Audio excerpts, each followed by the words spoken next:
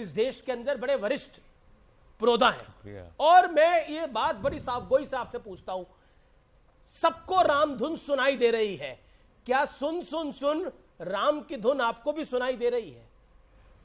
हमको तो सुनते हुए 50 साल गुजर गए, आधी सदी गुजर गई, अब ये सुनते हुए सियासत में आए हैं। बुढ़ापा आ गया, बुढ़ापा आना जरूरी नहीं है 50 साल में। लेकिन मैं जो भी लोग चुनाव लड़ते हैं, राजनीति में हैं, वो अपना चुनाव चाहे जिस धर्म के भी हों, वो अपनी आस्था के अनुसार लड़ते हैं। मैंने चुनाव लड़े तो मैं भी कहीं अल्लाह यहाँ से प्रार्थना करता हूँ, रोजा रखता हूं कि भाई मैं भी कामयाब हो जाऊं, मेहनत करते हैं। तो अगर और लोग भी अभी वो सुन लेंगे ना, आप अपने वक्त पे सुनते हैं, वो मेरे इख्तियार में नहीं है। वो अब इस तरीके से अगर कोई और भी किस अपनी आस्था के अनुसार, अब राम में आस्था तो बहुत लोगों की है इस देश में, करोड़ों, हाँ करोड़ सैकड़ों करोड़ लोगों की आस्था है, वो भी अगर जाते हैं तो बपौती किसी एक की नहीं हो सकती। ये पॉइंट बढ़िया, बपौती किसी एक की नहीं हो सकती। दूसरी बात ये जो मेरा सवाल है सब लोगों से, पूरे देश से, मर्यादा पुरुषोत्तम रामचंद्र जी एक आस्था का स्रोत, धार्मिक व्यक्तित्व हैं, या वो जो भी आप उसको नाम देना वो हैं, या एक राजनीतिक शख्सियत हैं? क्या हैं?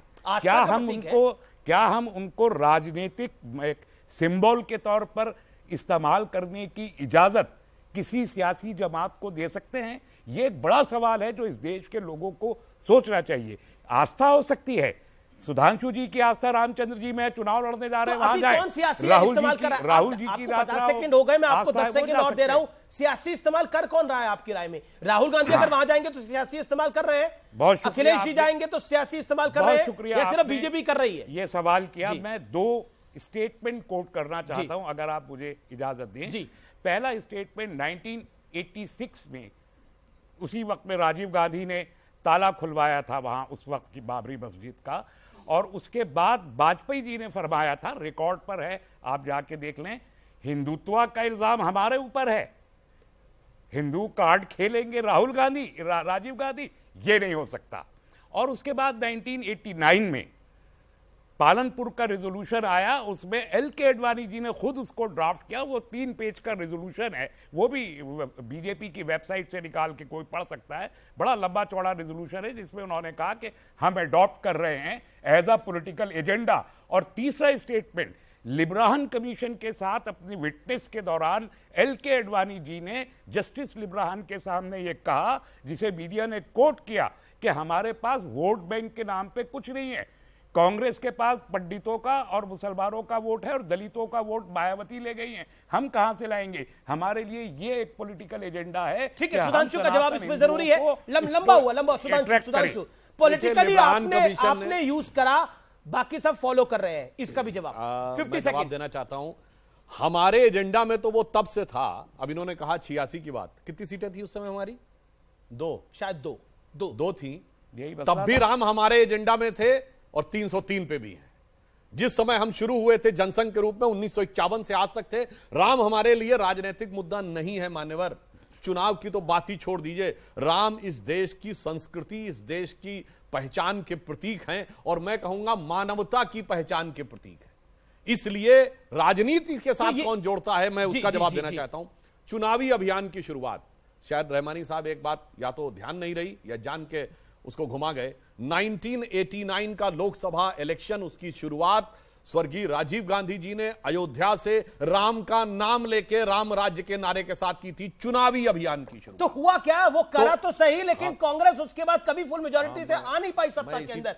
आप आए 2 बारी, 2014 और 2019। उसका कारण यह है जी कि वाजपेयी जी के स्टेटमेंट याद कर लीजिए अब। नहीं, मैं उसी पॉइंट पे। और सर, अगर स्टेटमेंट याद करना तो मुलायम सिंह जी का फ्लोर ऑफ द हाउस पे है कि हम बाबरी मस्जिद दोबारा तामील करेंगे। हाँ, और नरसिम्हा राव का प्राइम मिनिस्टर है। जबकि हकीकत एक और बात बता दूं, हमने कभी नहीं कहा हम मंदिर बनवाएंगे, हमने कहा कि हम मंदिर निर्माण का समर्थन करते हैं। मंदिर निर्माण तो राम जन्मभूमि। अब सुधांशु जी इतना भी शरीफ मत बनिए, आपने कहा था सौगंध राम की खाते हैं, मंदिर वही बनाएंगे। सुनिए कर रहे मान्यवर जी अब ये क्या मजबूरी है, ये पूछिए। ये मजबूरी क्या है? हमने ये नहीं कहा था, ये किसने गवाया था गीत? महंत अमरेंद्र नाथ जी ने। वो राम जन्मभूमि न्यास समिति के अध्यक्ष थे और आगे उससे पहले क्या बोला था, जन जन के मन में राम रमे और प्राण प्राण में सीता है, हर हृदय की धड़कन रामायण पग पग पर बनी पुनीता है, इसलिए नरनाहर श्री पुरुषोत्तम का हम मंदिर भव्य बनाएंगे, सौगंध राम की खाते हैं पार्लियामेंट के बनाएंगे। तो मैं इसलिए कह रहा हूं, अरे भाई बात तो सुनिए, मगर अंतर क्या है, इनके तो सीएम ने कहा कि मस्जिद तामील करेंगे, जबकि फैक्ट बताऊं, इस्लामी मामलों के जानकार हैं कि भाई मुलायम सिंह और नरसिम्हा राव तो इस्लाम की नजर में काफिर हैं, काफिर तो मस्जिद तामील कर ही नहीं सकता था, और सरकार मस्जिद तामील नहीं कर सकती, काफिरों के पैसे से मस्जिद कैसे तामील हो सकती, इसके बावजूद किसी ने अपोज किया हो तो बताइएगा। मुस्लिम पर्सनल लॉ बोर्ड से लेकर शदाब चौहान को आने दीजिए चर्चा के अंदर। शदाब चौहान, 2024 की जो रामधुन है ये संयोग है या राजनीतिक प्रयोग है? शदाब चौहान, टूटी हुई मस्जिद के बारे में कहा था उन्होंने। दो चीज मैं स्पष्टता के साथ कहूंगा। विवादित ढांचा, पहली बात तो यह है, मर्यादा पुरुष श्री राम के प्रति न किसी को कोई आपत्ति है, ना होनी चाहिए, ना कोई विवाद है। विवाद तो यह है कि लोग राजनीतिक दुरुपयोग करते हैं और श्री राम का नाम लेकर के मासूमों की हत्या करते हैं, श्री राम का नारा लगाकर के मॉब लिंचिंग करते हैं, श्री राम का नारा लगाते हैं, राम राज्य की कल्पना की बात करते हैं, और उत्तर प्रदेश में बलात्कार भी होते हैं, जाति और धर्म के नाम पर मारा जाता है लोगों क्या को, बोल रहे हैं आप? अत्याचार किया, बलात्कार राम के नाम पर हो रहे हैं, आप क्या बात कर रहे हैं? राम राज्य की कल्पना की बात किसने की? कह रहे हैं ना कि ये राम राज्य आ गया, किसने कहा राम राज्य? मैंने तो नहीं कहा राम राज्य आ गया। क्या ये राम राज्य होगा? नहीं, ये राम राज्य होगा कि जहां लोकसभा के अंदर एक मुस्लिम एमपी को कहा जाएगा आप आतंकवादी हो, और उसका रिएक्शन फिर होगा, मेरठ में एक बच्ची जब पढ़ने जाती है उसका भाई टोपी लगाता है तो उसको इसलिए मारा जाता है कि वो मुसलमान है, ये उसका रिएक्शन होता है। तो क्या ये राम राज्य होगा? क्या उत्तर प्रदेश मैंने आपसे पॉलिटिकल सवाल पूछा, 2024 की रामधुन हम देख रहे हैं, ये सियासी प्रयोग है या संयोग है? होना चाहिए संविधान धुन, और हो रही है एक धर्म की धुन। धर्म की धुन हमारी आस्था का प्रतीक हो सकती है, और अगर श्री राम के प्रति ये सच्चा प्रेम किसी राजनीतिक दल का है, वहां जाकर मत्था टेकने से कुछ नहीं होने वाला। इनको तो आप बोलते हैं, अब तो राहुल गांधी कह रहे हैं, खबर मिल रही है कि वो भी अपनी यात्रा शुरू करते हैं, अखिलेश जी भी जा सकते हैं, तो क्या कहिएगा उसमें? सब जाइए, अपनी आस्था व्यक्त सब कीजिए, लेकिन आस्था का दुरुपयोग कौन करता है? नाम लेकर के उसका दुरुपयोग जो करता है हम उसके खिलाफ हैं। उसका दुरुपयोग तो राहुल गांधी उपयोग कर रहे हैं, दुरुपयोग कर रहे हैं। अगर वो दुरुपयोग करेंगे हम उनके भी खिलाफ हैं। नहीं, अब तक प्रॉब्लम यह थी कि राहुल नहीं जा रहे, अखिलेश नहीं जा रहे, अब प्रॉब्लम यह कि वो जा क्यों रहे हैं। तो प्रॉब्लम यह नहीं है, प्रॉब्लम यह है कि जो भाजपा करेगी राम का नाम लेकर वो बिल्कुल सही है, और जो दूसरे लोग करेंगे वो गलत है। मान्यवर, राजनीति जानते क्या होती है? आज अखिलेश कह रहे हैं हम मंदिर में जाने को तैयार हैं, और उनकी पार्टी नेता रामचरितमानस चलाते हैं और उनका वो समर्थन करते हैं, ये राजनीति है। राहुल गांधी ये कहते हैं, और उनकी पार्टी के नेता कर्नाटक के पीडब्ल्यूडी मिनिस्टर परमेश्वर क्या कहते हैं? हिंदू धर्म कब शुरू हुआ पता ही नहीं है, कोई धर्म है भी कि नहीं। उनकी पार्टी के होम मिनिस्टर परमेश्वर, पीडब्ल्यूडी मिनिस्टर सतीश जारकिहोली क्या कहते हैं? हिंदू शब्द गंदा है, और फिर कहते हैं जी हम जा रहे हैं।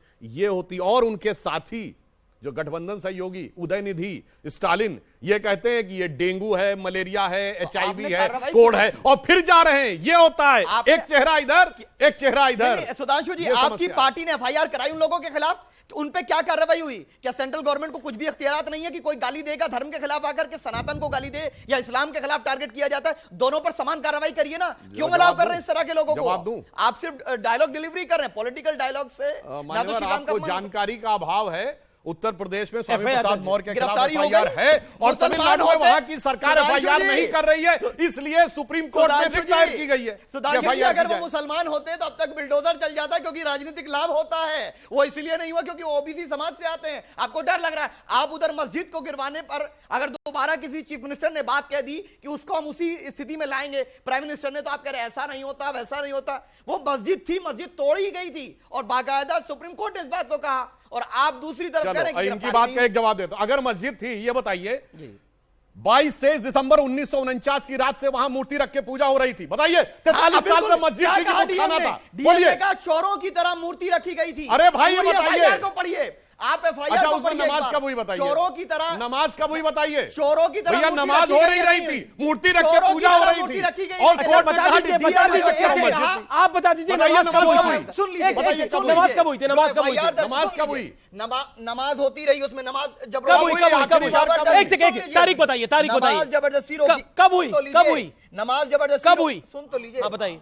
नहीं 500 साल कंटिन्यू नमाज हुई, क्या प्रॉब्लम है नमाज में? प्रॉब्लम यह है कि 500 अभी एफआईआर कॉपी क्या है? एफआईआर में लिखा हुआ कि चोरों की तरह मस्जिद में मूर्ति रखी गई। वो मस्जिद थी, हमारा रिलीजियस बिलीफ है हमेशा मस्जिद रहेगी। नहीं वो तो